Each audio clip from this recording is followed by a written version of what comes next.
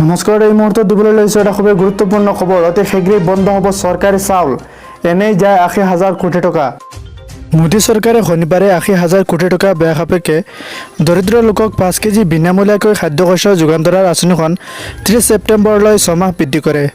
নৱনিৰ্বাচিত উত্তৰ প্ৰদেশ চৰকাৰে এপ্ৰিলৰ পৰা আৰম্ভ কৰি ৩ মাহৰ বাবে বিনামূলীয়া ৰেচন আঁচনি বৃদ্ধি কৰাৰ মাত্ৰ কেইঘণ্টামান পিছতে কেন্দ্ৰীয় প্ৰধানমন্ত্ৰী গৰীব কল্যাণ আন্ন যোজনা বা বিনামূলীয়া খাদ্যশস্য আঁচনি আৰু ৬ মাহৰ বাবে বৃদ্ধি কৰি চিপিন কৰে। কেন্দ্ৰটোৱে এই আঁচনিখন আৰু ৬ মাহলৈ বৃদ্ধি কৰাৰ বাবে প্ৰায় ৮০,০০০ কোটি টকাৰ অতিৰিক্ত খাদ্য ৰাজ্য সাহায্য আদায় কৰিব, যিটো ২.০৬ ট্ৰিলিয়ন টকাত নিৰ্ধাৰিত বিত্তীয় বৰ্ষ ২৩ৰ বাবে খাদ্য ৰাজ্য সাহায্যৰ বাজেট অনুমানিক হিচাপতকৈ অধিক হ'ব।